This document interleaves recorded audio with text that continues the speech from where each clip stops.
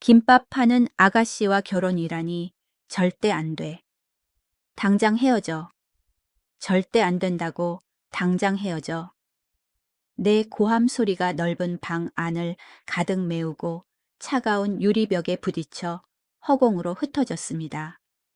그때 머리로 피가 쏠려 귀가 멍해질 지경이었습니다. 여러분도 아시겠지만 평생을 바쳐 제국을 건설한 사람은 지독할 정도로 보수적인 성향을 갖게 마련입니다. 저는 태양그룹 회장 이태준입니다. 세상 사람들은 저를 한국에서 10손가락 안에 드는 부자이자 재계의 대부라고 부릅니다. 하지만 그 순간만큼은 실망감에 미쳐버린 한 아버지일 뿐이었습니다. 제 유일한 아들 후계자로 키우기 위해 온 심혈을 기울여 키운 아들이 김밥집 여사장과 3년 동안이나 몰래 만나고 있었다니요. 전략적 파트너의 딸도 아니고 유명한 피아니스트나 대학 교수도 아니었습니다. 김밥 파는 아가씨라니. 심지어 그녀는 매달 월세 30만 원도 내지 못할 정도로 가난했습니다. 믿어지십니까? 30만 원이라니요. 솔직히 말해서 그 돈은 제가 손님에게 대접하는 점심 한 끼 값이거나 골프장 캐디에게 주는 팁 정도에 불과합니다. 그런데 그 돈이 제 아들이 아내로 삼고 싶어 하는 여자의 인생을 짓누르는 짐이라니요. 그때 제 머릿속에는 단 하나의 생각뿐이었습니다. 그녀의 본색을 낱낱이 밝혀내리라. 아들이 말하는 그 진정한 사랑이라는 것이 돈의 힘 앞에서 얼마나 하찮은 것인지 보여주리라. 저는 미친 짓을 하기로 결심했습니다. 거지로 변장하고 그 김밥집에 찾아가기로 한 것이죠. 하지만 인생이란 한치 앞도 알 수 없는 법이지요. 그 허름하고 작은 가게에서 제가 목격한 것은 살 날이 얼마 남지 않은 제 인생을 완전히 바꿔놓았습니다. 자, 여기 앉아보십시오. 제가 모든 이야기를 상세히 들려드리겠습니다. 그건 2025년 4월의 어느 오후였습니다. 그날 부산의 하늘은 맑았지만 제 마음에는 폭풍우가 몰아치고 있었습니다. 저는 태양타워 88층 회장실에 서 있었습니다. 여기서 내려다보면 부산 시내가 마치 축소된 지도처럼 펼쳐져 있습니다. 자동차는 개미만큼 작아 보이고 바쁘게 움직이는 사람들도 그저 움직이는 검은 점일 뿐이죠. 저는 너무 오랫동안 이 높은 곳에 서 있었습니다. 높은 곳은 바람이 세고 아주 외롭습니다, 여러분. 72년의 인생, 수천 명 직원의 생사 여탈권을 쥐고 있지만 이 널찍한 방 안의 차가운 기운은 그 어떤 돈으로도 들 수 없었습니다. 육중한 참나무 문이 스르르 열렸습니다. 뒤돌아보지 않아도 강 실장이라는 걸 알았습니다. 그의 발소리는 언제나 저를 놀라게 할까봐 두려워하는 듯 조심스럽고 위축되어 있었으니까요. 조사 결과는 나왔나? 창밖 둥둥 떠가는 구름을 응시하며 제가 물었습니다. 네, 회장님.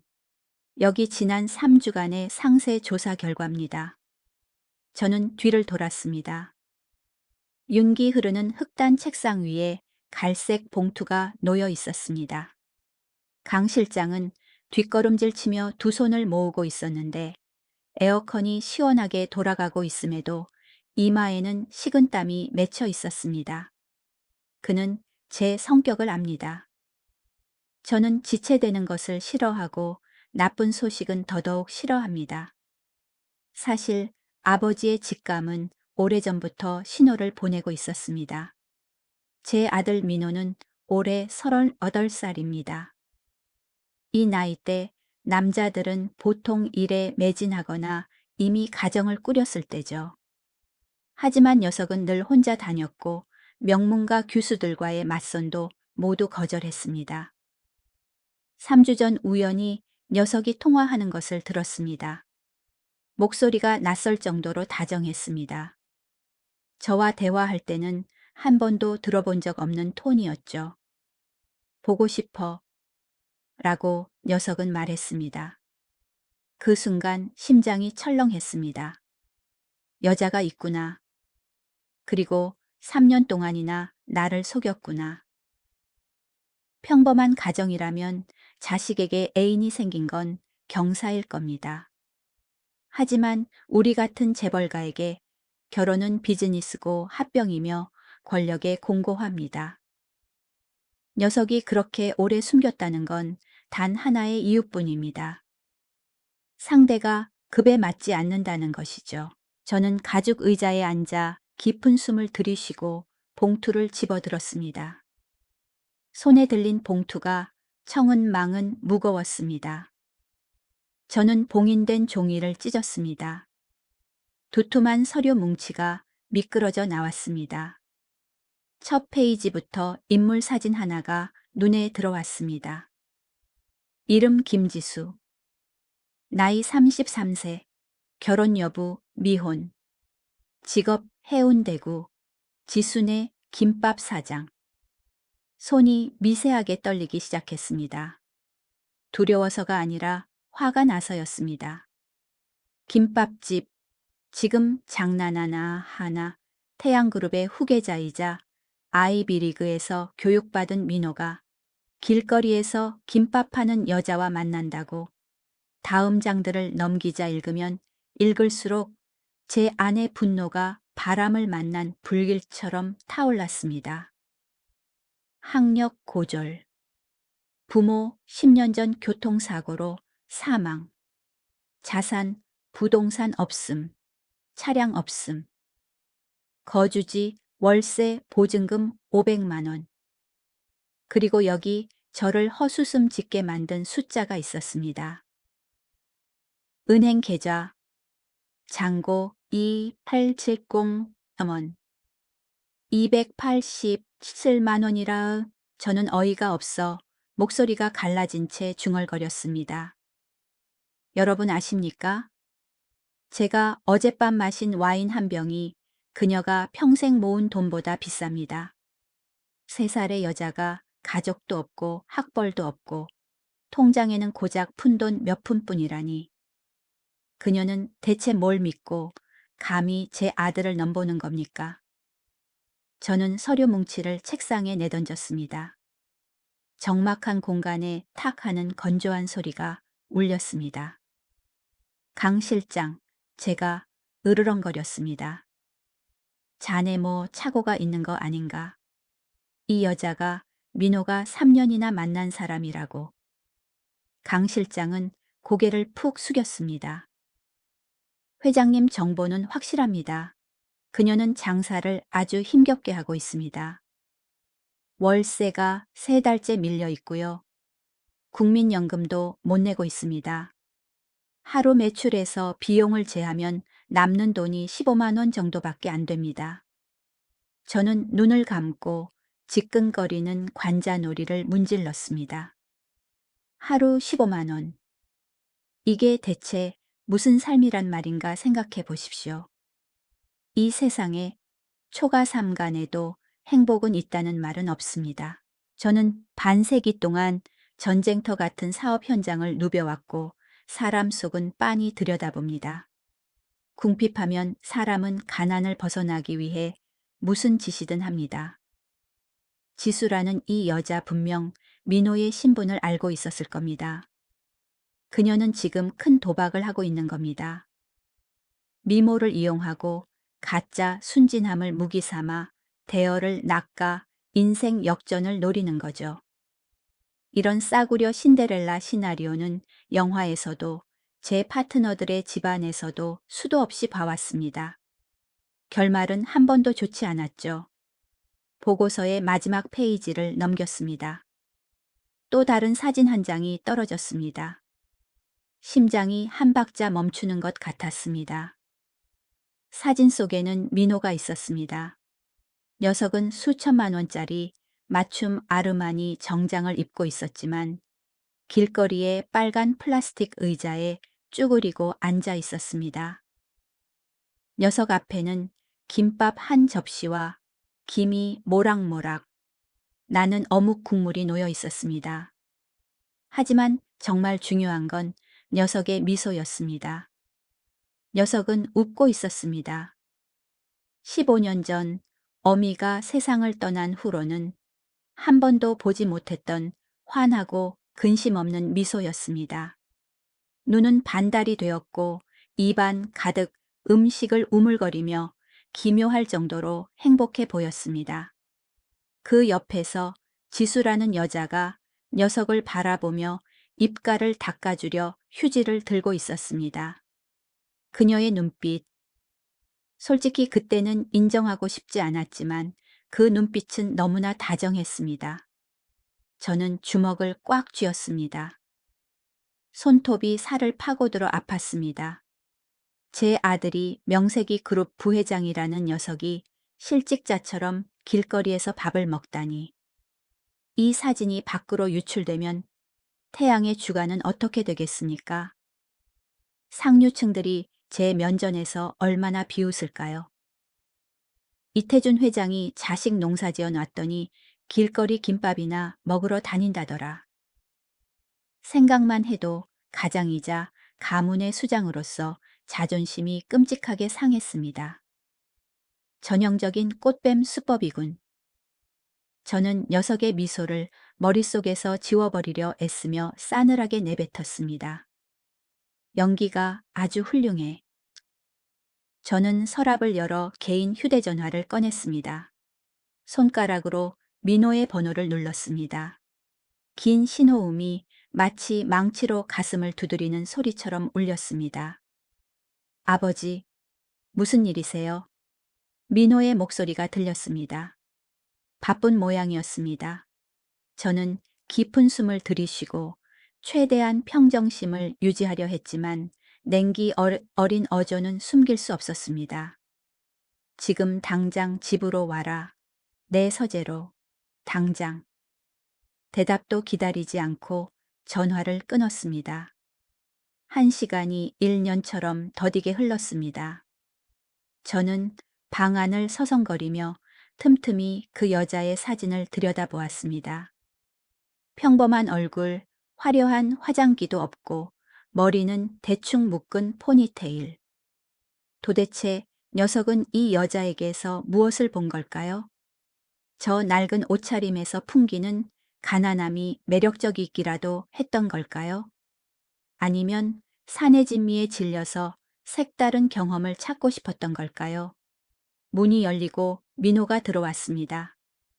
제 표정과 책상 위에 흩어진 서류들을 보자마자 녀석의 얼굴색이 변했습니다. 녀석은 바보가 아닙니다. 무슨 일이 벌어지고 있는지 단박에 알아차렸습니다. 이게 뭡니까? 녀석은 떨리는 목소리로 서류를 가리켰습니다. 저는 바로 대답하지 않았습니다. 의자에 앉아 몸을 뒤로 젖히고 먹잇감을 노리는 독수리의 날카로운 눈빛으로 하나뿐인 아들을 쏘아보았습니다. 네가 지난 3년간 만난 여자에 대한 조사 보고서다. 김지수. 저는 한 글자 한 글자 천천히 내뱉었습니다. 민호는 책상으로 달려들어 서류를 집어들었습니다. 페이지를 넘기는 녀석의 손이 사시나무 떨듯 떨렸습니다. 턱 근육이 불끈거리고 눈이 분노로 충혈되는 게 보였습니다. 어떻게 아버지가 이러실 수 있어요? 녀석이 고개를 들어 제 눈을 똑바로 쳐다보았습니다. 수년 만에 처음으로 녀석이 제게 언성을 높였습니다. 사람을 붙여 저를 미행하셨어요. 지수 씨를 무슨 범죄자처럼 뒷조사 하신 거냐고요. 널 보호하려는 거다. 저는 책상을 치며 일어섰습니다. 이걸 좀 봐라. 저 여자의 재무 상태를 보란 말이다. 재산은 없고 빚더미에 앉았고 미래는 암담해. 이런 사람을 우리 집안 며느리로 들이겠다는 거냐. 지수 씨는 아버지가 생각하는 그런 사람이 아니에요. 민호가 울먹이며 소리쳤습니다. 가난해요. 맞아요. 하지만 성실하고 선량한 사람입니다. 빚 갚으려고 매일 14시간씩 혼자 일해요. 누구한테 돈 한 푼 빌려달라고 한 적 없는 사람이라고요. 선량해. 저는 비웃음을 흘렸습니다. 씁쓸한 웃음소리였습니다. 아들아, 넌 아직 너무 순진하구나. 이 세상에서 가난이란 놈은 사람의 인격을 무섭게 갉아먹는 법이다. 그 여자가 널 왜 사랑한다고 생각하느냐? 네가 잘생겨서 아니면 태양그룹의 이민호라서 그 딱지를 떼고 나서도 과연 그 여자가 그 김밥 접시 앞에서 너한테 웃어줄 것 같으냐? 민호는 멍하니 서 있었습니다. 어깨가 심하게 떨렸습니다. 실망과 상처로 가득 찬 눈으로 저를 바라보았습니다. 이럴 줄 알았기에 3년 동안 숨겼어요. 녀석의 목소리가 낮고 고통스럽게 깔렸습니다. 아버지가 돈이라는 잣대로 그 사람을 평가할 거란 걸 알았으니까요. 하지만 아버지, 그 사람 곁에 있으면 비로소 사는 것 같아요. 후계자도 아니고 사업 도구도 아니고 그냥 평범한 남자가 된 것 같다고요. 그 말들이 비수처럼 제 가슴을 찔렀습니다. 하지만 독단적인 아버지로서의 자존심은 마음 약해지는 것을 허락하지 않았습니다. 녀석이 실수할까봐 두려웠습니다. 속고 있는 걸까봐 두려웠습니다. 그리고 무엇보다 녀석의 한순간 감정 때문에 이 가문이 무너질까봐 두려웠습니다. 그만. 저는 손을 휘저 녀석의 감정 호소를 잘라버렸습니다. 그런 심파극 같은 소리는 듣고 싶지 않다. 김밥집 여사장을 며느리로 삼아 절대 안 돼. 당장 헤어져. 내일까지 정리해라. 못합니다. 민호는 단호했습니다. 네가 스스로 정리하지 않으면 저는 녀석에게 다가가 눈을 깊이 들여다보며 위협적으로 낮게 말했습니다. 내가 직접 손을 쓰겠다. 내가 뭘 할 수 있는지 알겠지. 그 작은 김밥집 하나 부산 바닥에서 사라지게 하는 건 손가락 하나 까딱하면 끝이다. 민호의 얼굴이 창백해졌습니다. 제가 농담하는 게 아니란 걸 아는 거죠. 태양그룹은 그럴 만한 힘이 있으니까요. 아버지, 녀석이 절망적으로 내뱉었습니다. 저는 등을 돌려 창밖을 제가 소유하고 있는 저 거대한 세상을 바라보았습니다. 저 밖에 보이는 모든 게 네가 물려받을 유산이다. 고작 김밥 파는 여자 하나 때문에 수천 명 직원에 대한 책임과 이 모든 걸 포기하겠다는 거냐. 서재는 침묵에 잠겼습니다. 숨 막힐 듯 무겁고 답답한 침묵이었습니다. 한참 뒤 민호가 나가는 발소리가 들렸습니다. 문이 쾅 하고 닫혔습니다. 저는 차가운 바닥에 길게 그림자를 들이운 채 홀로 서 있었습니다. 제가 이겼습니까? 아니요. 처참하게 패배한 기분이었습니다. 아들을 그 어느 때보다 멀리 밀어내 버렸으니까요. 하지만 스스로 위로했습니다. 한 번 아프고 말지. 평생 후회하게 두는 것보다 지금 아픈 게 낫다고요. 하지만 마음 한구석에는 여전히 의심이 일렁겼습니다. 민호의 말 그 확신에 찬 눈빛. 혹시 내가 틀린 건 아닐까? 지수라는 그 여자에게 정말 대단한 마력이라도 있는 걸까?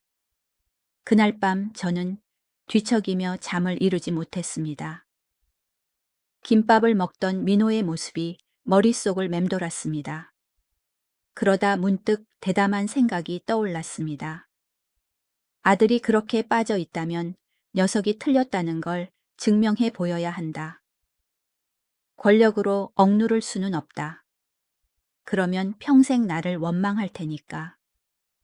녀석 스스로 그 여자의 진짜 얼굴을 보게 만들어야 한다. 좋아. 어둠 속에서 중얼거렸습니다. 내가 그 여자를 만나러 가겠어. 단 이태준 회장이 아니라 가장 가난하고 남루한 노인으로 위장해서 가겠다. 더럽고 빈털터리인 늙은 거지 앞에서 우리 아들의 천사가 어떻게 행동하는지 보자. 쫓아낼까? 경멸할까? 아니면 탐욕스럽고 계산적인 본성을 드러낼까? 다음 날 아침 김 비서에게 전화해 구할 수 있는 가장 낡고 해진 옷을 준비하라고 지시했습니다. 태양그룹 회장인 제가 생애 가장 큰 연기를 시작하려는 참이었습니다. 그리고 저는 확신했습니다. 이 연극은 저 김밥 파는 아가씨의 치욕으로 막을 내릴 것이라고요. 하지만 여러분, 사람의 계획은 하늘의 뜻을 당하지 못합니다. 그 잠행은 제가 죽는 날까지 꿈에서도 상상 못했을 비밀들을 열어주었습니다. 거지 노인. 이태준이 지순의 김밥집에 들어갔을 때 무슨 일이 일어났을까요? 그 가난한 아가씨는 정말 제가 생각한 꽃뱀이었을까요? 아니면 그 소박한 김밥 한 그릇 뒤에 가슴 저미는 사연이 있었을까요? 부디 인내심을 갖고 들어주십시오. 이야기의 가장 흥미로운 부분은 이제 막 시작되었으니까요. 다음 날 아침 7시 저는 어느새 사무실에 나와 있었습니다. 밤새 한숨도 못 잤습니다. 늙은이의 불안감이란 참 묘합니다.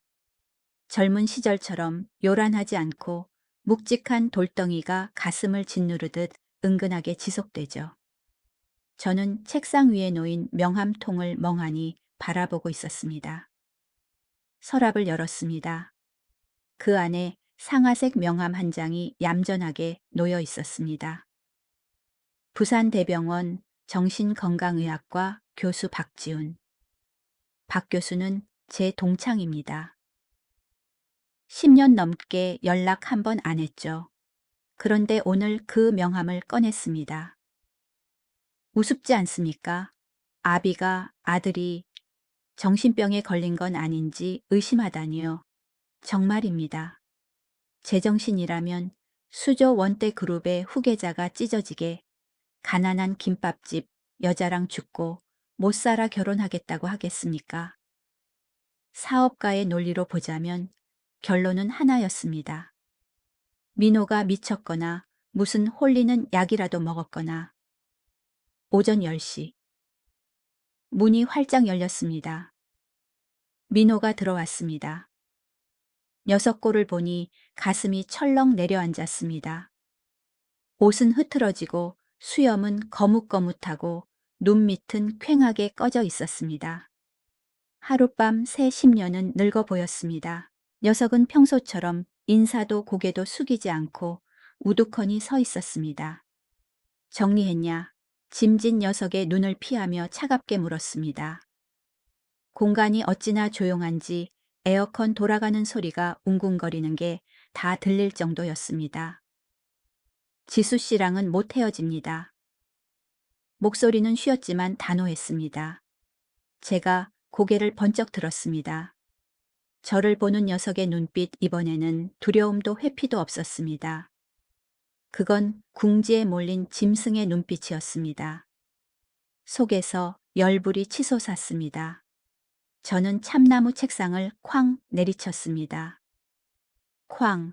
이 미친놈아, 목이 따갑도록 고함을 질렀습니다.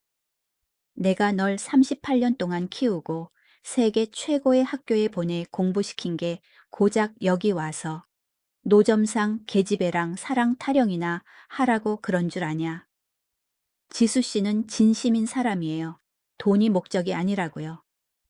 민호가 되받아쳤습니다. 두 주먹이 하얗게 질리도록 꽉 쥐어져 있었습니다. 왜 아버지는 이해를 못하세요? 제가 누군지 모를 때부터 저를 사랑해준 사람이에요. 진심. 제가 크게 웃었습니다. 텅 빈 방에 울리는 웃음소리가 참으로 처량했습니다. 아들아, 내가 그 진심이란 게 뭔지 보여주마.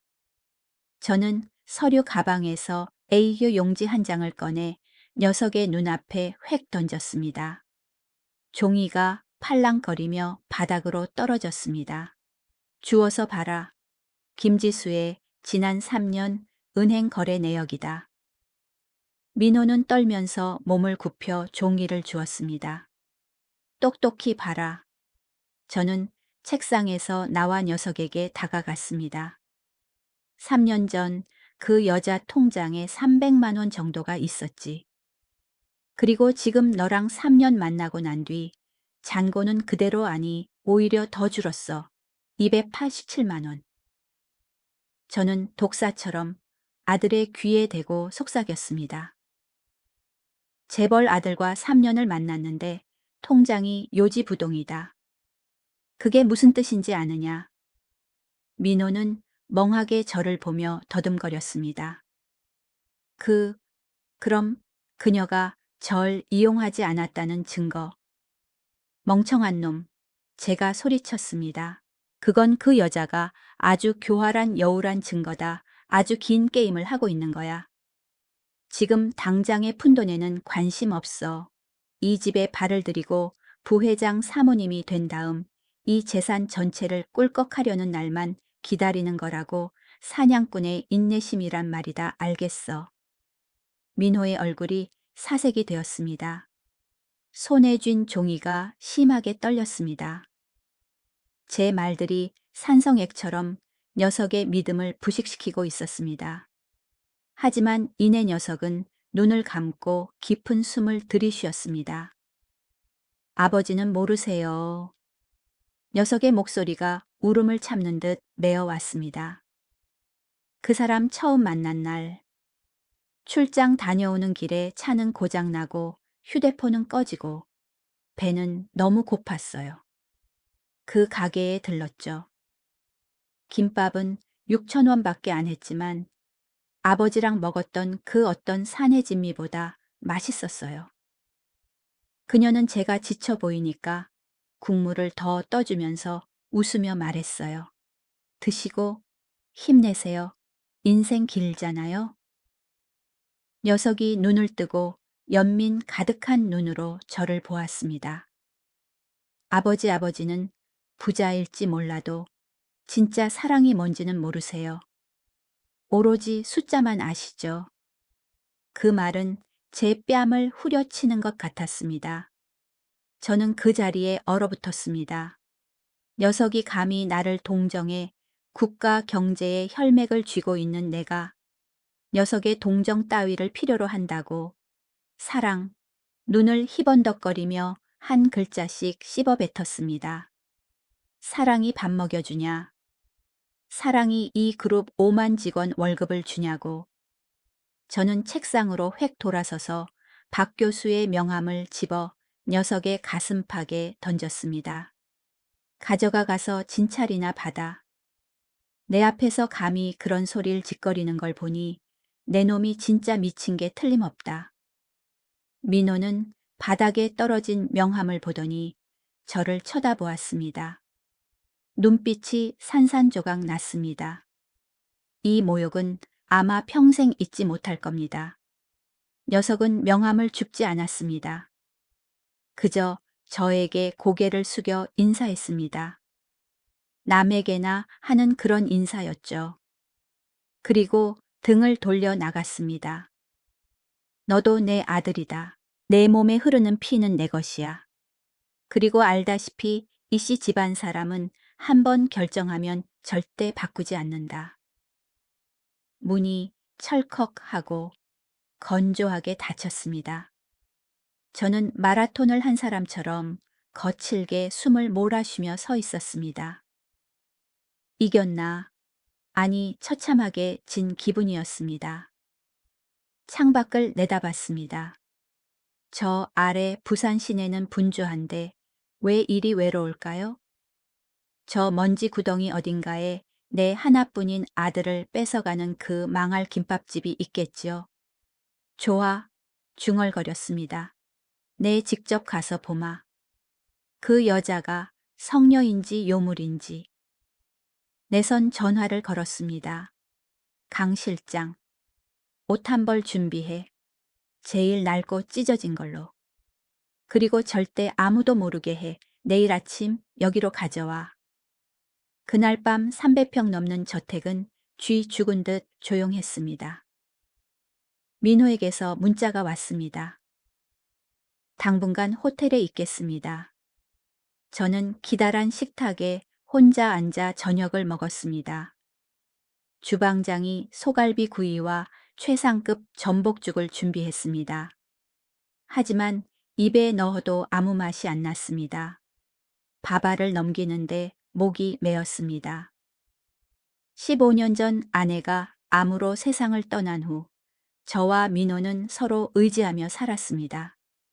있기 위해 기계처럼 일했고 녀석을 위해 이 제국을 건설했습니다. 궁극적인 목표는 행복한 가정이 아니었던가요? 밥숟가락을 놓고 서재로 올라갔습니다. 낡은 사진첩을 꺼냈습니다. 아내가 환하게 웃으며 갓난쟁이 민호를 안고 있는 사진. 그때는 지금처럼 부자가 아니었죠. 좁은 셋집이었지만 늘 웃음꽃이 피었습니다. 여보, 사진을 쓰다듬으며 말했습니다. 나 지금 잘하고 있는 거 맞지? 우리 아들 내가 지켜야 하는 거 맞지? 대답은 없었습니다. 차가운 시계바늘 소리만 똑딱거렸습니다. 다음 날 아침 9시 강 실장이 노크하고 들어왔습니다. 손에 검은 비닐봉지가 들려 있었습니다. 책상 위에 내려놓으며 난처한 표정을 지었습니다. 회장님, 지시하신 물건입니다. 자선단체 구호품 창고에서 가져왔습니다. 봉투를 열었습니다. 퀴퀴한 곰팡 내에 코를 찡그렸습니다. 기름때인지 흙인지 모를 얼룩이 잔뜩 묻은 달아빠진 재킷, 구멍이 숭숭 뚫린 짝짝이 바지, 그리고 입을 쩍 벌린 운동화. 좋아.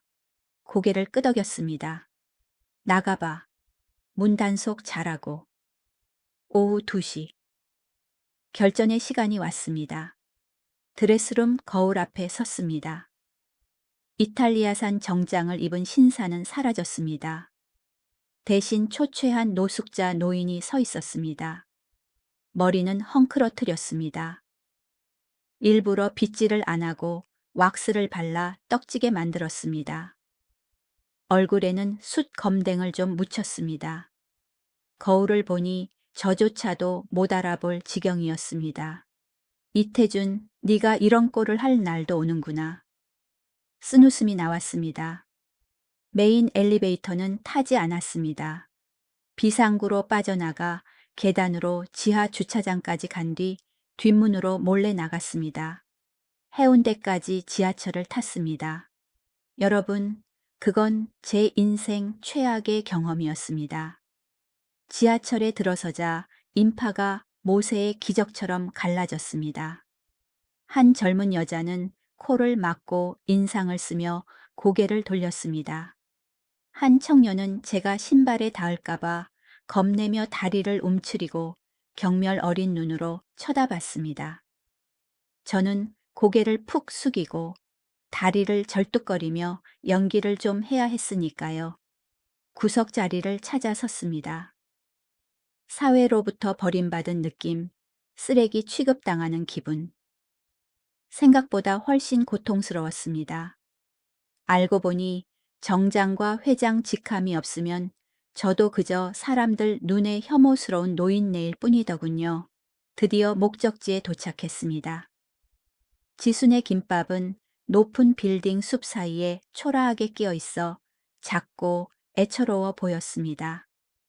나무 간판은 색이 바랬고 글씨는 삐뚤빼뚤하지만 정성스럽게 쓰여 있었습니다. 건너편에서 잠시 지켜봤습니다. 유리창을 열심히 닦고 있는 여자의 실루엣이 보였습니다. 김지수였습니다. 깊은 숨을 들이쉬고 아마추어 배우로서의 용기를 다해 문을 밀고 들어갔습니다. 딸랑. 풍경 소리가 울렸습니다. 고소한 참기름 냄새가 코를 찔렀습니다. 내부는 작았지만 놀랍도록 깨끗했습니다. 나무 식탁과 의자는 반질반질 닦여 있었습니다. 지수가 카운터에 있었습니다. 그녀가 고개를 들었습니다.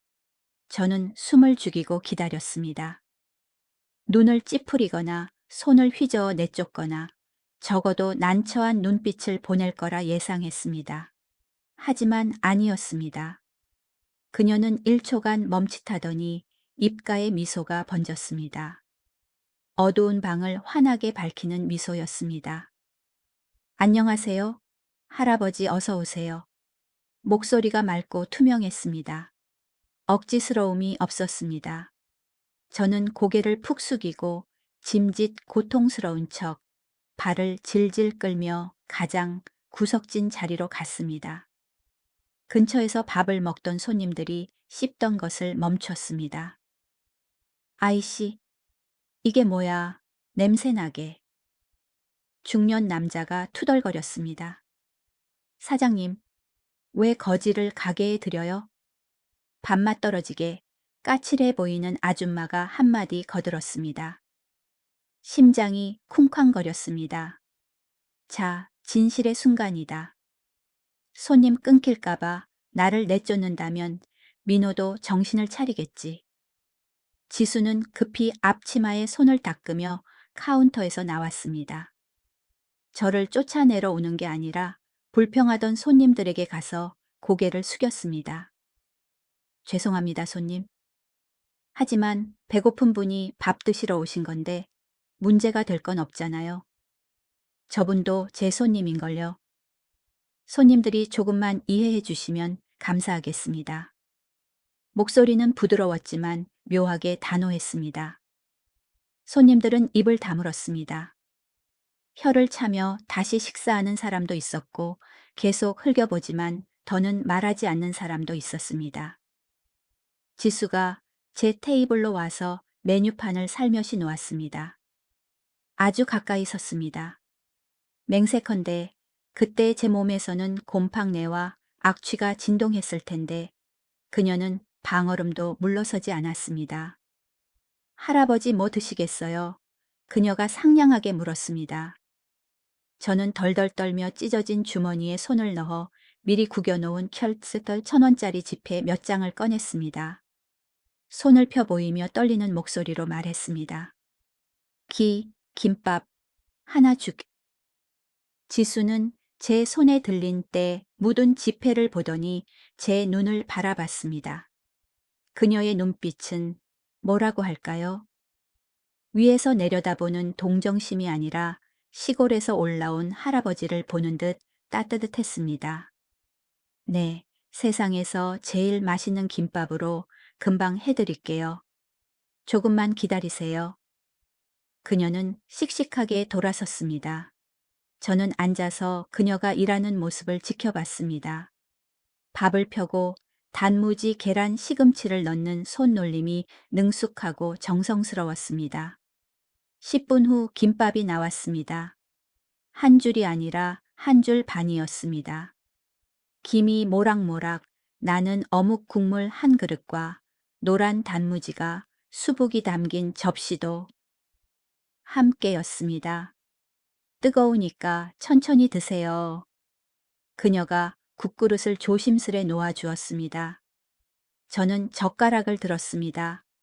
손은 여전히 떠는 척했습니다. 김밥 하나를 집어 입에 넣었습니다. 맙소사, 제 말을 믿으십시오. 전 세계 산의 진미를 다 먹어봤지만 이렇게 맛있는 김밥은 처음이었습니다. 밥은 찰지고 야채는 아삭하고 달콤했으며 참기름의 풍미가 진했습니다. 하지만 가장 특별한 양념은 그녀가 저에게 보여준 존중이었을 겁니다. 눈물이 왈칵 쏟아질 것 같아 국그릇에 얼굴을 파묻고 감동을 숨겨야 했습니다. 그때 문이 다시 열렸습니다. 허리가 굽은 할머니가 지팡이를 짚고 떨며 들어왔습니다.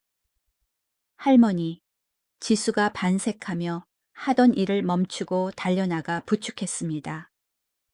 오늘 또 다리가 아프세요? 날씨가 굳어서 그런가? 할머니가 힘없이 말했습니다. 지수는 할머니를 자리에 앉혀드리고는 묻지도 않고 주방으로 들어가 김밥 2줄을 말았습니다. 할머니, 오늘 참치가 아주 싱싱해요. 특별히 만들어 드릴게요. 할머니는 식사를 마치고 낡은 천 가방에서 떨리는 손으로 동전 몇 개를 꺼냈습니다. 얼마야? 내가 가진 게 이것뿐이라. 지수는 얼른 할머니 손을 잡고 동전을 다시 밀어 넣었습니다. 어머 할머니, 오늘은 제가 대접하는 날이에요. 할머니 오신 것만으로도 좋은데 손님도 없어서 썰렁하던 차에 와주셔서 얼마나 다행인데요. 또 공짜야 매번 이래서 내가 미안해서 할머니 눈시울이 붉어졌습니다. 미안하긴요. 다음에 건강해지시면 또 놀러 오세요. 지수는 활짝 웃으며 할머니 손에 두유 한 팩을 쥐어드렸습니다. 구석에 앉아 그 모든 걸 지켜보았습니다. 목이 메어왔습니다. 이 아가씨, 월세가 3달이나 밀렸다면서, 통장 잔고는 200만 원 남짓이라면서, 하루 매출도 형편없다면서, 그런데도 아무 계산 없이 김밥을 내주고 미소를 내어주고 있습니다. 어떤 꽃뱀이 이렇게 행동합니까? 어떤 배우가 자기한테 이득도 안 되는 사람들 앞에서 이렇게 완벽하게 연기합니까? 제 마음속에 큰 균열이 생기기 시작했습니다. 오랫동안 쌓아온 편견이라는 견고한 성벽이 심하게 흔들리고 있었습니다. 식사를 마치고 계산대로 갔습니다. 김밥은 3,000원. 이 동네에서 제일 싼 가격입니다. 하지만 저는 마지막 시험을 해보기로 했습니다. 카운터 위에 구겨진 샬론 1,000원짜리 2장을 올려놓았습니다. 1,000원이 부족했습니다. 네, 내가 가진 게 이것뿐이라. 기어들어 가는 목소리로 말하며 그녀의 표정을 살폈습니다. 인상을 쓰거나 나머지 돈을 달라고 한다면 그녀를 미워할 핑계가 생길 텐데. 하지만 지수는 2장의 지폐를 보더니 고개를 들어 저를 보며 여전히 환하게 웃었습니다. 괜찮아요. 충분해요, 할아버지. 다음에 지나가다 들르시면 그때 주셔도 되고 안 주셔도 괜찮아요. 그녀는 2 손으로 돈을 받고 고개 숙여 인사했습니다. 조심히 가세요. 좋은 하루 보내시고요. 저는 넋이 나간 사람처럼 가게를 나왔습니다. 저녁 바람이 찼지만 얼굴이 화끈거렸습니다. 한참을 걸어 골목길에 대기 중이던 검은색 벤츠로 갔습니다. 강 실장이 급히 문을 열었습니다. 회장님 고생하셨습니다. 어땠습니까? 본색을 드러냈습니까? 저는 푹신한 가죽 시트에 몸을 던지고 아무 말도 하지 않았습니다. 썬팅된 차창 밖으로 그 김밥집을 바라보았습니다. 지수의 작은 실루엣이 다음 손님을 위해 부지런히 식탁을 닦고 있었습니다.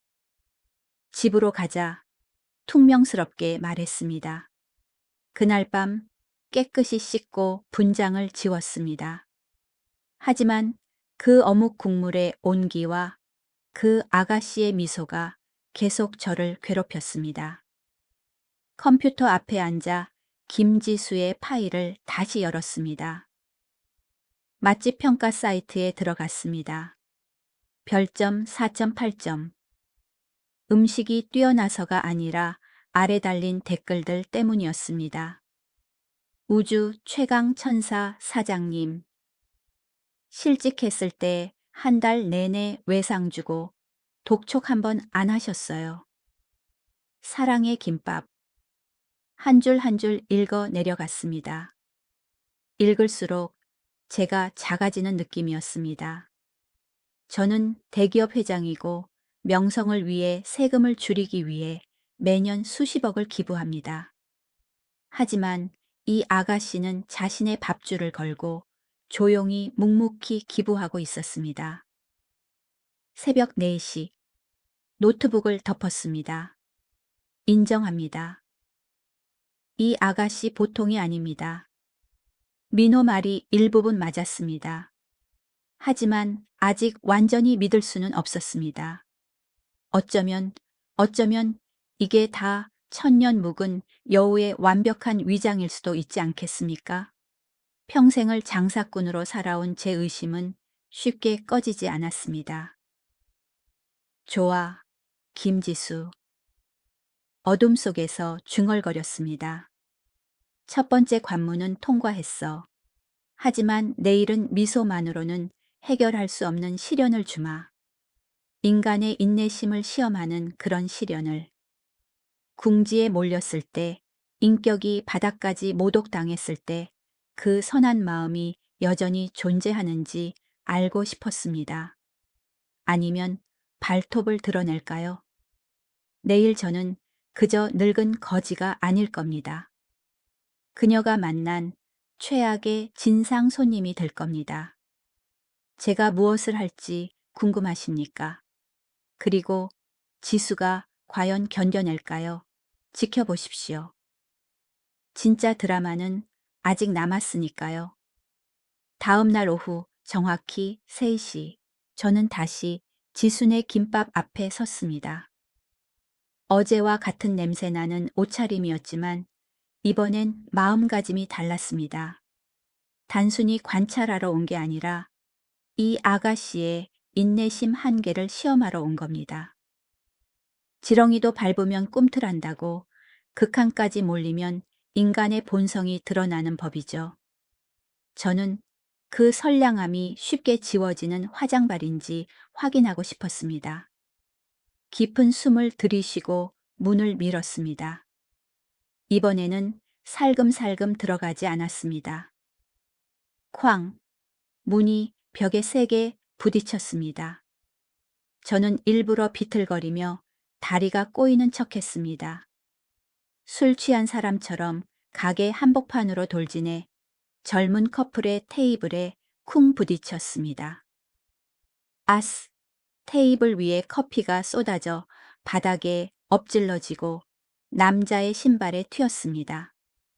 할아버지, 눈을 어디다 두고 다니는 거예요? 청년이 벌떡 일어나 얼굴을 붉히며 소리쳤습니다. 저는 못 들은 척 무시했습니다. 가게. 중앙의 빈 테이블로 질질 끌고 가서 플라스틱 의자에 털썩 앉은 뒤 가장 듣기 싫은 쉰 목소리로 고래고래 소리를 질렀습니다. 배고파 김밥 내와 빨리. 가게 안이 찬물을 끼얹은 듯 조용해졌습니다. 모든 시선이 혐오와 짜증을 담아 저에게 쏠렸습니다. 주방에 있던 지수가 급히 뛰어나왔습니다. 난장판이 된 상황을 보고 잠시 당황한 기색이었습니다. 하지만 인상을 쓰지는 않았습니다. 그녀는 저에게 먼저 달려왔습니다. 할아버지 괜찮으세요? 어디 다친 데 없으세요? 저는 그녀의 손을 뿌리쳤습니다. 거칠게 뿌리치는 바람에 그녀가 휘청거렸습니다. 저는 손을 휘저어 메뉴판까지 더러운 바닥에 떨어뜨렸습니다. 뭘 그렇게 물어. 그냥 김밥이나 줘. 빨리 해. 배고파 죽겠어. 손님들이 수군거리기 시작했습니다. 고개를 절레절레 흔드는 사람도 있고 못 참겠다는 듯 먹던 밥을 남기고 계산하러 나가는 사람도 있었습니다. 지수는 급히 사람들에게 일일이 고개 숙여 사과하고는 다시 저에게 돌아왔습니다. 목소리는 여전히 부드러웠습니다. 네, 금방 해드릴게요. 조금만 기다리세요. 5분 후 김밥 한 접시가 나왔습니다. 여전히 푸짐하고 향긋했습니다. 하지만 저는 끝까지 악역을 맡기로 했습니다. 젓가락을 들어 김밥 옆구리를 터트려 버리고는 젓가락을 탁자에 내동댕이 쳤습니다. 탁! 이게 뭐야? 제가 소리쳤습니다. 이렇게 작아서 이걸 돈 받고 팔아 노인네라고 속이는 거야. 이때 몇몇 손님이 핸드폰을 꺼내 촬영하기 시작했습니다. 지수의 얼굴이 빨개지는 게 보였습니다. 두 손으로 앞치마를 꽉 쥐고 있었습니다. 분명 화가 났을 겁니다. 늙은 거지가 말도 안 되는 트집을 잡는데 누가 화가 안 나겠습니까? 저는 그녀가 저에게 소리치거나 적어도 나가달라고 하기를 기다렸습니다. 하지만 아니었습니다. 그녀는 깊은 숨을 들이쉬며 모든 감정을 억눌렀습니다. 죄송해요, 할아버지.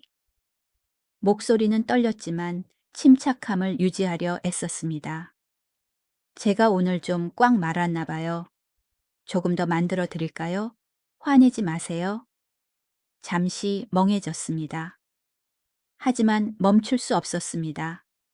저는 고개를 세차게 젓고는 먹기 시작했습니다. 쩝쩝 소리를 크게 내며 개걸스럽게 먹었고 밥풀을 사방에 튀겼습니다. 그때 말끔한 정장을 입은 중년 남자가 들어왔습니다. 저를 보더니 코를 찡그리며 지수에게 짜증을 냈습니다. 사장님, 장사 어떻게 하는 거야? 이런 인간을 가게 한복판에 앉혀놔 당장 내보내요. 냄새나서 밥을 못 먹겠네. 지수가 제 앞을 막아섰습니다. 그녀의 가냘픈 어깨가 심하게 떨리고 있었습니다. 손님. 그녀는 묘하게 단호한 목소리로 말했습니다. 조금만 참아주세요. 할아버지가 너무 배가 고프셔서 그래요. 다 드시면 금방 가실 거예요. 불편하시면 포장해 드릴까요? 미쳤어.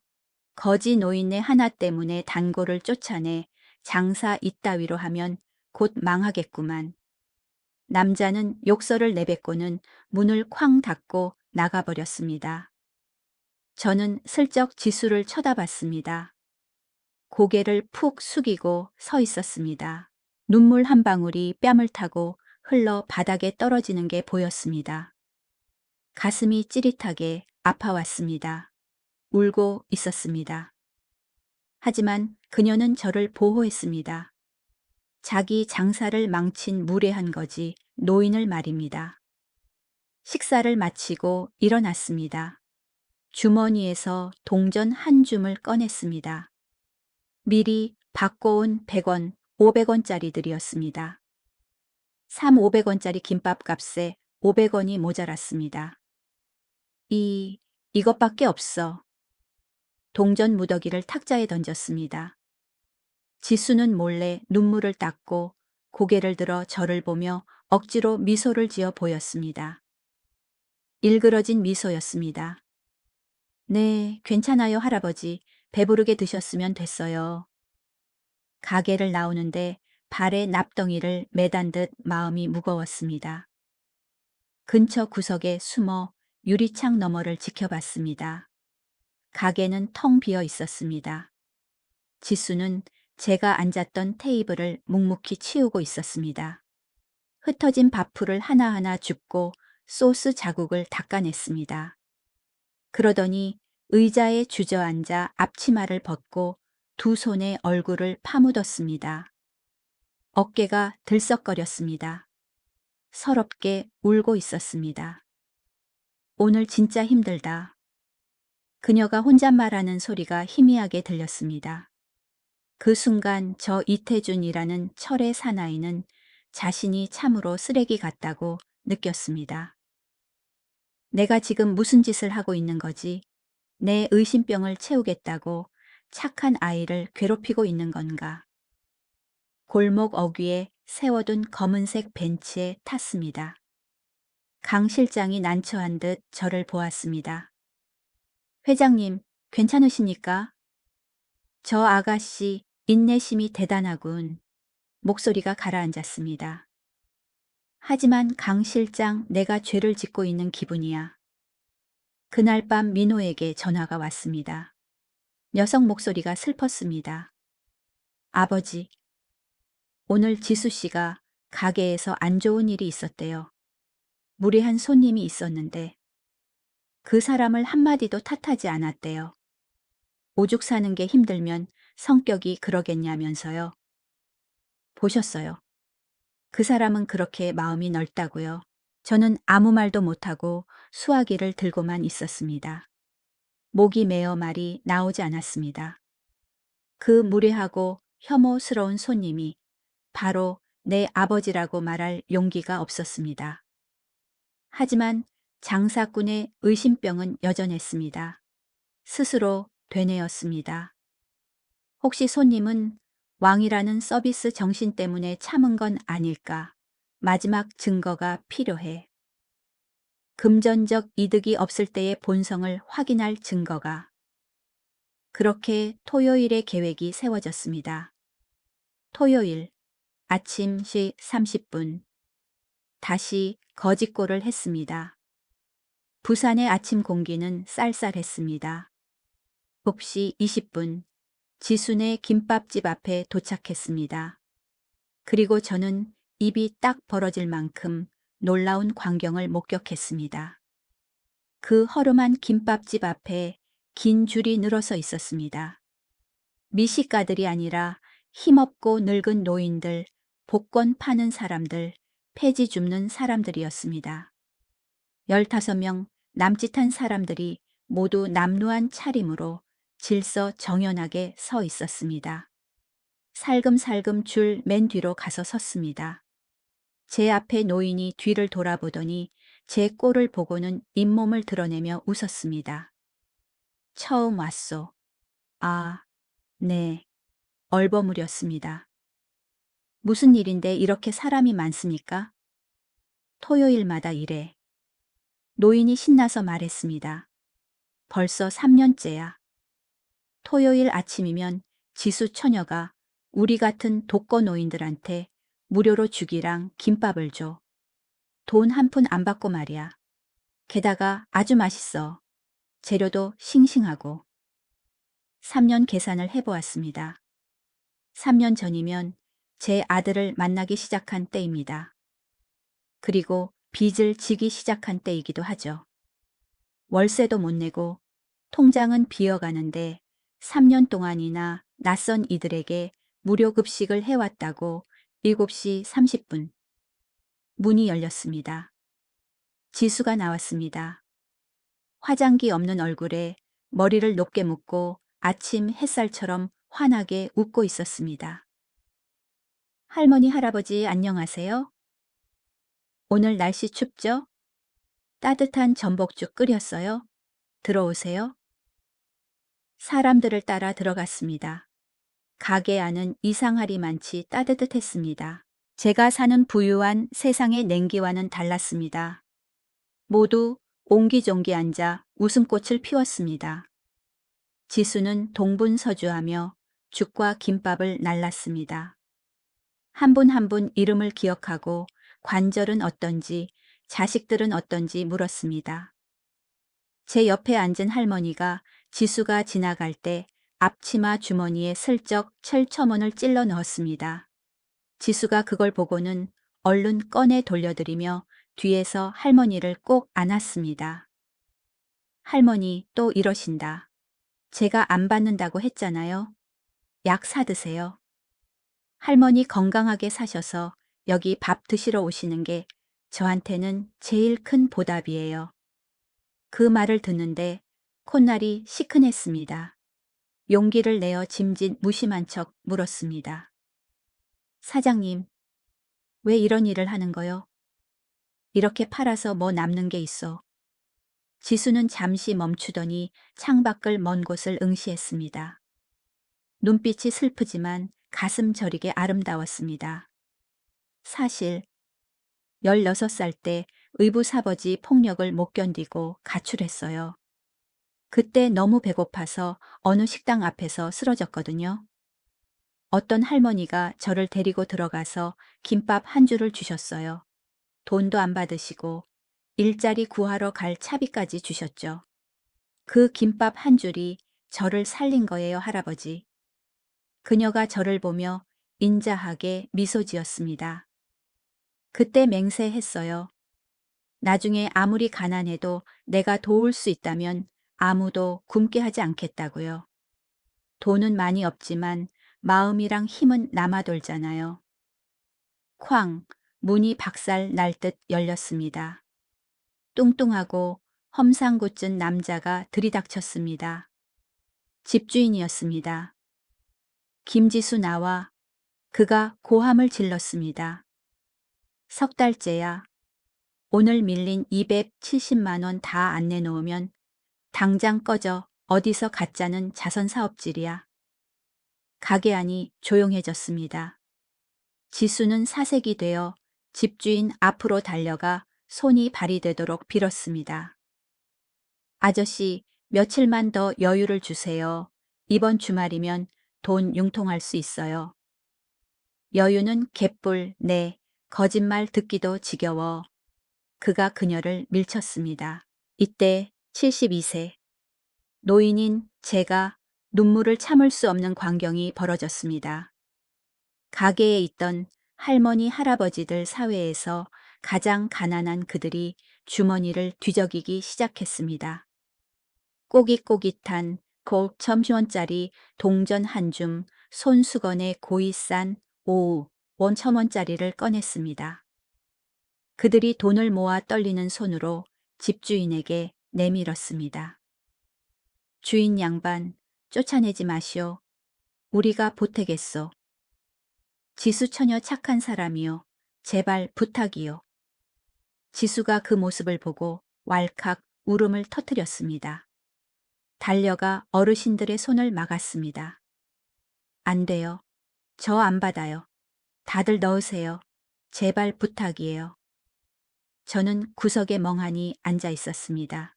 숯 검댕 묻은 얼굴 위로 눈물이 주르륵 흘러내렸습니다. 알고 보니 이게 제 아들이 말한 부유함이었습니다. 이 아가씨는 돈은 없지만 제 태양그룹 전체를 합쳐도 살 수 없는 보물을 가지고 있었습니다. 바로 사람의 마음이었습니다. 저는 혼란스러운 틈을 타 조용히 일어나 가게를 빠져나왔습니다. 핸드폰을 꺼내 강 실장에게 전화를 걸었습니다. 목소리가 떨렸습니다. 강 실장, 지금 당장 그 김밥집으로 가. 그 여자 월세 다 갚아. 내년치까지 다 내버려. 그리고 명심해 절대 신분을 밝히지 마. 그냥 얼굴 없는 독지가라고 해. 집에 돌아와 서재에 멍하니 앉아 있었습니다. 책상 위에 정신과 의사 명함이 그대로 있었습니다. 집어들어 반으로 찢어 쓰레기통에 던졌습니다. 아들이 미친 게 아니었습니다. 미친 건 저였습니다. 돈이라는 잣대로 인성을 재려했다니 정말 어리석었습니다. 그날 밤 민호에게 문자를 보냈습니다. 집으로 오거라. 할 말이 있다. 하지만 이야기는 여기서 끝나지 않습니다. 마지막 확인이 필요했습니다. 착한 마음이 아니라 배포에 대한 확인 말입니다. 월요일 오후 4시. 네 번째로 가게를 찾았습니다. 이번에는 너무 과하게 변장하지 않고 낡은 등산복에 모자만 푹 눌렀었습니다. 도착하니 가게가 난리통이었습니다. 지수가 전화를 받고 있는데 얼굴에 피기가 하나도 없었습니다. 네, 유나가 없어졌다고요. 어느 공원이요? 금방 갈게요. 전화를 끊자마자 손이 덜덜 떨렸습니다. 가게 손님들에게 크게 소리쳤습니다. 여러분, 죄송합니다. 급한 일이 생겨서 가봐야 해요. 편하게 드시고 돈은 카운터에 두시거나 다음에 주셔도 돼요. 죄송합니다. 말이 끝나기 무섭게 앞치마를 벗어 던지고 화살처럼 튀어나갔습니다. 멍하니 서 있었습니다.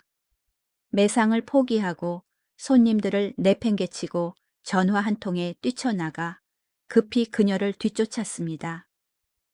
그녀는 미친 듯이 해운대 골목골목을 누비고 다녔습니다. 등 뒤가 땀으로 흠뻑 젖었습니다. 유나야, 유나야. 목이 쉬도록 불렀습니다. 저는 숨을 헐떡이며 뒤따라갔습니다. 20분쯤 헤맸을까. 근처 작은 공원에 도착한 그녀가 멈춰 섰습니다. 미끄럼틀 아래 5살쯤 된 여자아이가 엉엉 울고 있었습니다. 유나야, 지수가 달려가 아이를 껴안았습니다. 아이를 따라 같이 울며 등을 쓰다듬어 진정시켰습니다. 괜찮아, 이모 왔어. 무서워하지 마, 괜찮아. 잠시 후 아이 엄마가 사색이 되어 달려왔습니다. 알고 보니 유나는 옆집 슈퍼마켓 사장님 딸인데 바빠서 지수에게 잠시 봐달라고 했던 모양입니다. 한눈판 사이 애가 사라진 거죠. 아이 엄마가 주머니에서 돈뭉치를 꺼내 울먹이며 살해하려 했습니다. 하지만 지수는 단호하게 손을 밀어냈습니다. 언니 미쳤어. 돈은 무슨 애 찾았으면 됐지. 그 돈으로 애 맛있는 거나 사줘. 큰 나무 뒤에 숨어 그 모든 걸 지켜봤습니다. 그 순간 저는 완전히 항복했습니다. 이 여자는 돈보다 사람 목숨을 위에 두는 사람입니다. 개상이 두드리지 않고 뜨거운 심장으로 사는 사람입니다.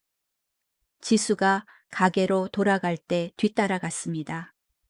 또 한 번 기적 같은 광경이 펼쳐졌습니다. 가게는 털리지 않았습니다. 오히려 카운터 위에 돈이 가지런히 놓여 있었습니다. 심지어 쪽지까지 남겨져 있었습니다. 사장님, 너무 급히 가셔서 돈 여기 둡니다. 힘내세요. 지수는 돈을 보고 안도의 미소를 짓더니 다시 청소를 시작했습니다. 제가 들어가 익숙한 자리에 앉았습니다. 사장님, 김밥 한 줄 주시오. 그녀가 등산복 입은 저를 사실 며칠 전 그 거지 노인이 좀 씻은 모습이지만 보고 환하게 웃었습니다. 어머, 할아버지 또 오셨네요. 오늘은 안색이 좀 좋아 보이세요. 그때 한 학생이 쭈뼛거리며 들어왔습니다. 누나, 지갑을 안 가져와서 오늘 외상돼요. 그럼 어서 앉아, 배고프면 공부 못해. 그녀는 즉시 대답하며 소세지까지 덤으로 얹어주었습니다. 평소보다 부드러운 목소리로 물었습니다. 이렇게 외상 자주 줘도 되어 떼일까봐 겁 안 나오. 그녀는 테이블을 닦으며 눈웃음을 지었습니다. 가끔이죠 뭐. 그리고 할아버지, 솔직히 말해서 누구나 힘들 때가 있잖아요. 배고픈 게 얼마나 서럽고 힘든데요. 배고플 때 밥 한 끼 도와주는 건 배부를 때 선물 보따리보다 값진 거잖아요.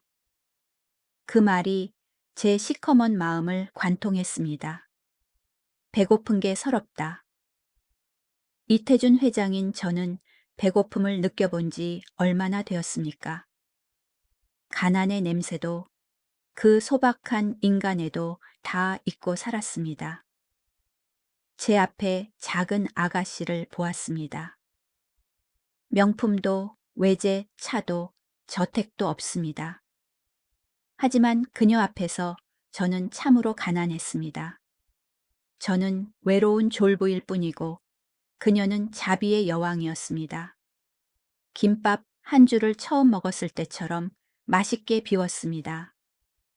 그날 저녁 민호와 저녁 약속을 잡았습니다. 집이 아니라 서민들이 가는 고깃집에서요. 민호가 저를 조심스럽게 쳐다봤습니다. 저는 아들의 잔에 술을 가득 따랐습니다. 민호야, 감정이 북받쳐 목소리가 떨렸습니다. 아비가 틀렸다. 민호는 놀라서 젓가락을 떨어뜨릴 뻔했습니다. 아, 아버지 뭐라고 하셨어요? 그 아가씨, 김지수, 아비가 만난 사람 중에 제일 부자더구나. 네가 아비보다 사람 보는 눈이 훨씬 낫다. 민호는 저를 보더니 눈물을 쏟았습니다. 시끄러운 술집 한복판에서 우리 부자는 어린아이처럼 울었습니다. 이번 주 일요일 아들의 어깨를 두드렸습니다. 아비를 그 사람에게 데려다다오. 태양그룹 회장이 아니라 내 아버지 자격으로. 다음 날 아침 강 실장을 불렀습니다. 강 실장 지순에 김밥집 있는 그 5층 건물 말이야. 네, 회장님. 당장 매입해. 150억이든 200억이든 상관없어. 통째로 사버려. 네, 무슨 용도로 쓰시려고요? 저는 몇 년 만에 가장 행복한 미소를 지었습니다. 결혼 선물로 줄 거야. 그리고 명심해. 건물주가 누군지 절대 비밀로 해. 우리 며느리가 빚진 기분 드는 거 싫으니까. 월세는 평소대로 내라고 해. 대신 그 돈은 그녀 이름으로 된 장학재단을 만들어서 적립해. 여러분, 인생 참 묘합니다. 아들에게 교훈을 주러 갔다가 결국 제가 인생의 가장 큰 교훈을 얻었으니까요. 하지만 이야기는 아직 동화 같은 결혼식에서 끝나지 않습니다. 지수의 출생에 관한 엄청난 비밀이 밝혀질 예정입니다. 제가 잊고 있었던 제 과거와 관련된 비밀이. 수요일 오후 2시. 5번째로 가게를 찾았습니다. 오늘은 냄새나는 거지 옷. 대신 은퇴한 노인이 산책 나온 듯 평범한 트레이닝복을 입었습니다. 강 실장을 시켜 월세 문제를 해결했으니 마음이 한결 가벼웠습니다. 오늘은 지수의 행복한 미소를 볼 수 있을 거라 생각했습니다. 하지만 세상 일이 뜻대로 되지는 않더군요. 가게 문 앞에 다다르자 고함 소리가 들렸습니다. 이 맹랑한 것, 돈 들어왔으면 다야 나 너한테 세주기 싫어. 내 가게 꼴을 좀 봐. 온통 거지에 노인네들이 와서 밥 빌어 먹잖아. 내 건물 물 다 흐리게 그 집주인이었습니다. 가게 한가운데서 허리에 손을 얹고 얼굴이 불그락 푸르락해서 침을 튀기며 소리치고 있었습니다. 지수는 카운터 구석에 웅크리고 서서 눈물을 흘리고 있었습니다. 아저씨, 돈 다 냈잖아요. 계속 있게 해주신다고 약속하셨잖아요. 마음 바뀌었어. 이 건물 팔 거야. 이번 주 내로 당장 방 빼. 그가 소리치며 플라스틱 의자를 발로 뻥 찼습니다. 문 앞에 서 있던 저는 피가 거꾸로 솟는 것 같았습니다. 인간의 탐욕은 끝이 없더군요. 제 돈 강 실장을 통한 은 받아 챙기고 건물을 더 비싸게 팔려고 그녀를 쫓아내려는 겁니다. 의지할 곳 없는 노인들을 거지라고 모욕하면서요. 제가 뛰어들려는 찰나 기적 같은 일이 벌어졌습니다. 평생 잊지 못할 장면이었습니다. 가게 문이 벌컥 열렸습니다. 넉넉해 보이지 않는 중년 여성이 허겁지겁 뛰어 들어왔습니다. 그녀는 지수 앞으로 달려가 봉투를 쥐어주었습니다. 지수야, 주인 왔다는 소리 듣고 왔다. 자, 여기 30만 원. 이걸로 갚아. 지수는 어리둥절했습니다. 아줌마, 이게 무슨 돈이에요? 아줌마가 울음을 터뜨렸습니다. 작년에 나 맹장 수술 급할 때 네가 차용증도 없이 돈 빌려줬잖아. 생기면 갚으라고. 이제 네가 급한데 내가 어떻게 보고만 있니? 그게 끝이 아니었습니다. 기름때 묻은 작업복을 입은 고생깨나 한 듯한 아저씨가 들어왔습니다. 꼬깃꼬깃한 5만 원짜리를 꺼냈습니다. 아저씨, 막노동 일당 받았다. 저번 달 밥값 갚으마. 받아라 쫓겨나지 마라. 그리고 한 사람 한 사람 무료 급식을 드시던 할머니 할아버지들도 양말 속에 숨겨둔 쌈짓돈을 떨리는 손으로 꺼냈습니다. 우리 지수 처녀 줄 거요. 쫓아내지 마시오. 순식간에 테이블 위에 150만 원 가까운 돈이 모였습니다. 낡고 구겨진 푼돈들이었지만 제가 본 그 어떤 황금보다 빛났습니다. 집주인은 멍하니 서 있었습니다. 믿기지 않는다는 표정이었습니다. 저도 충격을 받았습니다. 쓰러지지 않으려고 문틀을 잡아야 했습니다. 이 아가씨, 가장 척박한 땅에 선의의 씨앗을 뿌렸고 이제 그 씨앗들이 꽃을 피워 그녀를 지켜주고 있는 겁니다. 더는 참을 수 없었습니다. 뒤로 물러나 핸드폰을 꺼내 강 실장에게 전화했습니다. 체면이고 뭐고 소리를 질렀습니다. 강 실장 일 처리를 어떻게 하는 거야? 왜 저 주인이 와서 행패야 죽고 싶어? 당장 처리해. 그 건물. 지금 당장 매입해 2배를 불러서라도 사. 그리고 저 자식 입 닥치게 해. 전화기 넘어 강 실장이 벌벌 떨며 대답했습니다. 저는 다시 가게로 들어가 착한 할아버지 연기를 했습니다. 지수 옆에 앉아 어깨를 토닥였습니다. 그녀는 돈을 돌려주려 하며 서럽게 울고 있었습니다. 받아라 아가씨. 제가 떨리는 목소리로 말했습니다. 사람들 마음 거절하지 마라. 네가 베푼 게 돌아오는 거야. 인과응보라는 게 틀린 말이 아니거든. 토요일, 집주인이 다시 왔습니다. 태도가 180도 바뀌어 있었습니다. 허리가 땅에 닿도록 굽실거렸고 얼굴은 사색이 되어 있었습니다. 태양그룹 법무팀이 아주 살뜰하게 안부를 물었을 겁니다. 지수 씨, 건물이 팔렸어요. 새 주인분이 장사 계속 맘 편히 하래요. 월세는 그대로고 밀린 건 다 탕감해준대요. 지붕 수리도 해준다네요. 지수는 기쁨에 겨워 소리쳤습니다. 근처 할머니들을 끌어안고 방방 뛰었습니다.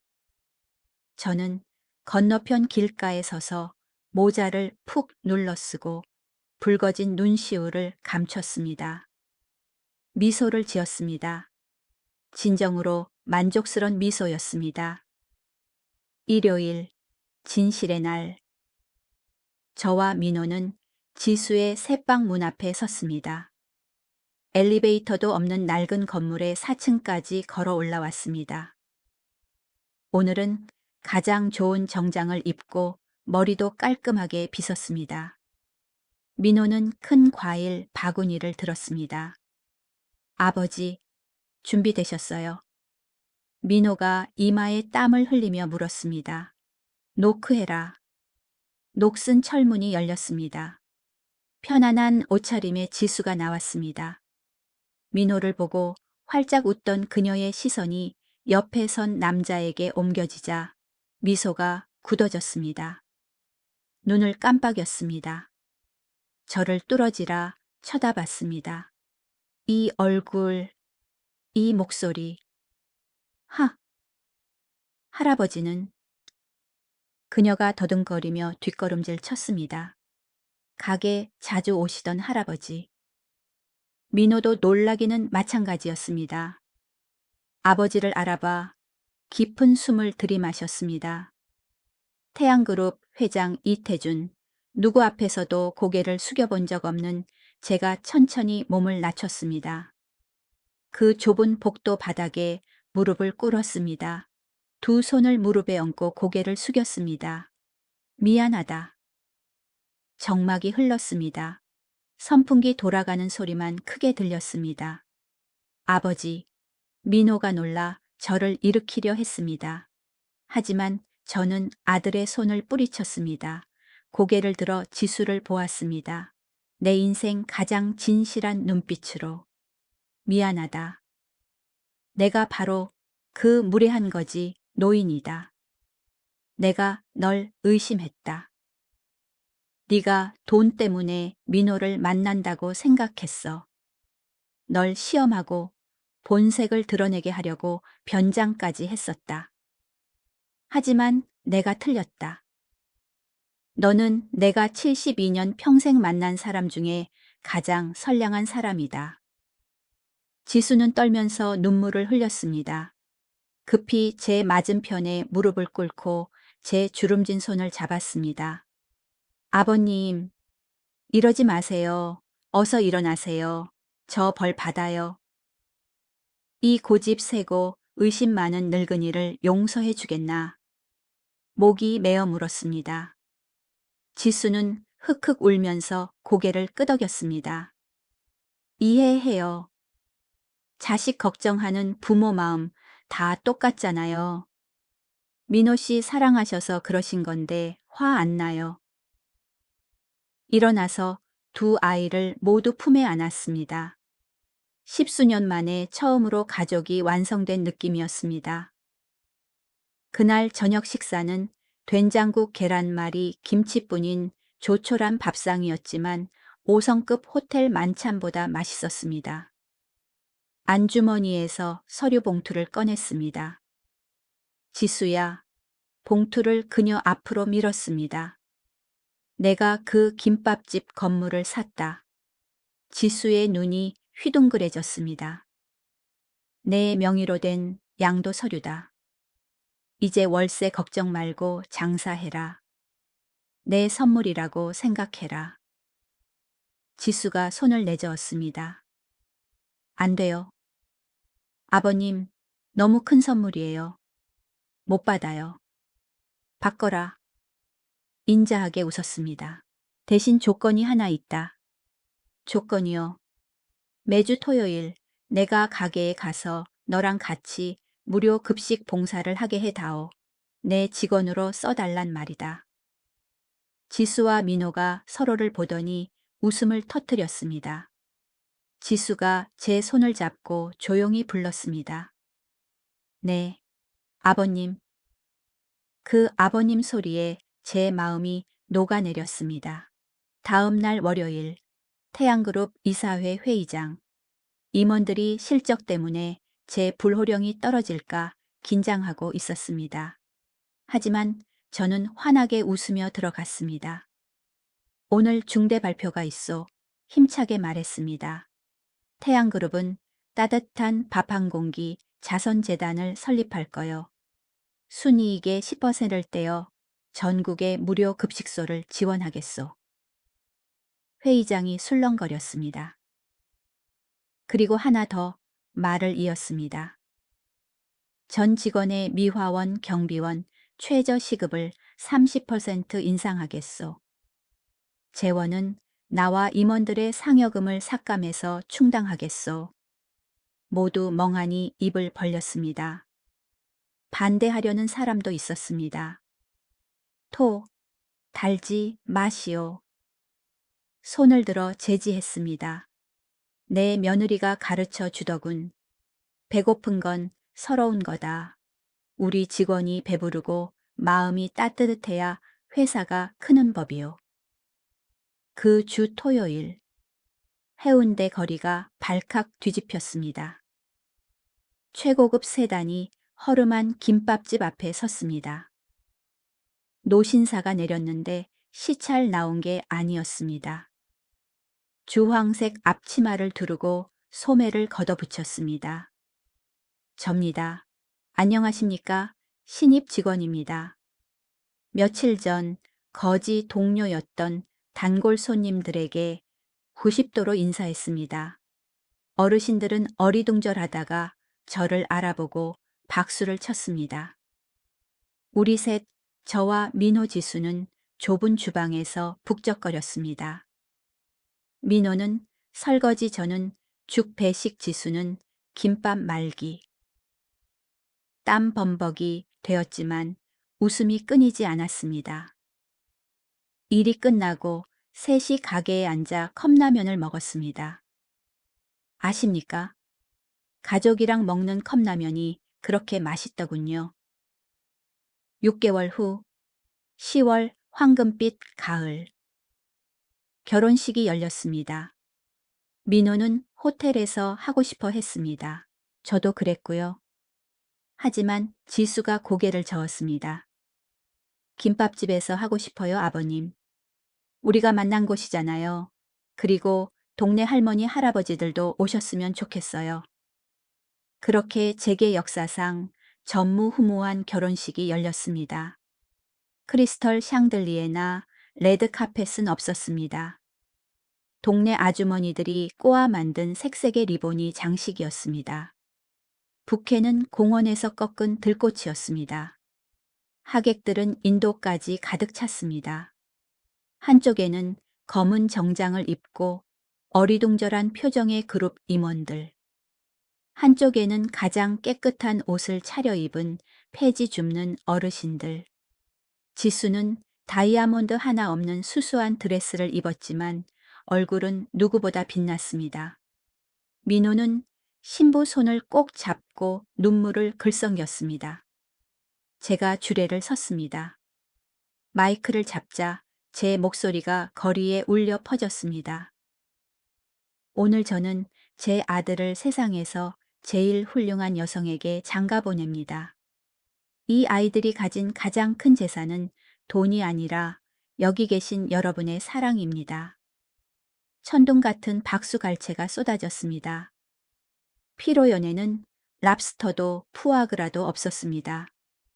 메뉴는 김밥, 떡볶이, 어묵, 그리고 돼지 불고기였습니다. 제 재무이사가 야채 파는 할머니 옆에서 땀을 뻘뻘 흘리며 떡볶이를 호호 불어 먹으면서 맛있다고 엄지척을 하는 걸 봤습니다. 빈부격차는 그 따뜻한 공기 속에서 사라진 듯 했습니다. 제가 준 결혼 선물은 슈퍼카가 아니었습니다. 노숙인들에게 숙식과 일자리를 제공하는 지수 사회복지센터 설립 증서였습니다. 1년 후 김밥집은 전국적으로 유명해졌습니다. 밥 먹으러 오는 사람보다 김밥 파는 재벌 가족을 보러 오는 사람이 더 많았습니다. 하지만 지수는 변함없이 새벽에 일어나 봉사했습니다. 어느 화창한 아침 지수가 수줍게 말했습니다. 아버님, 할아버지 되실 거예요? 국자 떨어뜨리는 줄 알았습니다. 뭐라고 정말이냐? 온 집안이 축제 분위기였습니다. 석 달 10일 후 예쁜 소녀 하윤이가 태어났습니다. 저는 아이 이름을 하나님의 은혜 또는 큰 사랑이라는 뜻으로 혜운이라고 지었습니다. 혜운이는 참기름 냄새와 손님들의 웃음소리 속에서 자랐습니다. 김밥집이 아이의 놀이터였죠. 어느 해질녘 제가 가게 구석에서 마늘을 까고 있을 때 제가 제일 좋아하는 부업입니다. 5살 된 혜운이가 달려와 품에 안겼습니다. 할아버지, 우리 집은 부자라는데 왜 여기서 힘들게 일해요? 친구들이 할아버지 높은 회장님이래요? 소녀 머리를 쓰다듬으며 바삐 움직이는 바깥 세상을 내다봤습니다. 인생의 산전수전 다 겪은 사람만이 지을 수 있는 미소를 지었습니다. 혜운아, 돈은 그냥 숫자에 불과하단다. 배고픈 사람에게 따뜻한 밥 한 그릇 주는 것, 그게 진짜 사랑을 주는 거야. 그리고 사랑만이 나누면 나눌수록 커지는 유일한 재산이란다. 근처에서 식탁을 닦던 민호가 고개를 들어 저를 보고 웃었습니다. 녀석이 딸에게 물었습니다. 그럼 혜은이는 나중에 엄마처럼 김밥 장사할래? 아이가 고개를 세차게 끄덕였습니다. 네, 세상에서 제일 맛있는 김밥 만들어서 할아버지 드릴 거예요. 저는 껄껄 웃었습니다. 노을 지는 저녁 3대가 모여 앉았습니다. 차가운 성이 아니라 가족의 정이 끌어넘치는 작은 식당 안에서요. 여러분, 저는 돈이 많아 가장 성공한 사람인 줄 알았습니다. 하지만 인생 끝자락에 와서야 깨달았습니다. 가장 큰 성공은 남을 높이기 위해 고개를 숙일 줄 아는 것이라는 걸요. 저는 돈의 노예였지만 지금은 행복한 김밥 파는 할아버지입니다. 이 이야기를 듣고 계신 여러분, 혹시 저 멀리 있는 화려함만 쫓고 계신다면 잠시 멈춰 보십시오. 식탁 위에 따뜻한 밥 한 그릇 곁에 있는 가족을 바라보십시오. 행복은 아주 단순합니다. 바로 그 소박함 속에 있습니다. 이 늙은이의 긴 이야기 들어주셔서 감사합니다. 평안한 삶 되시고 부디 선하게 사십시오. 인생은 참 공평하니까요. 안녕히 계십시오. 다음에 또 뵙겠습니다.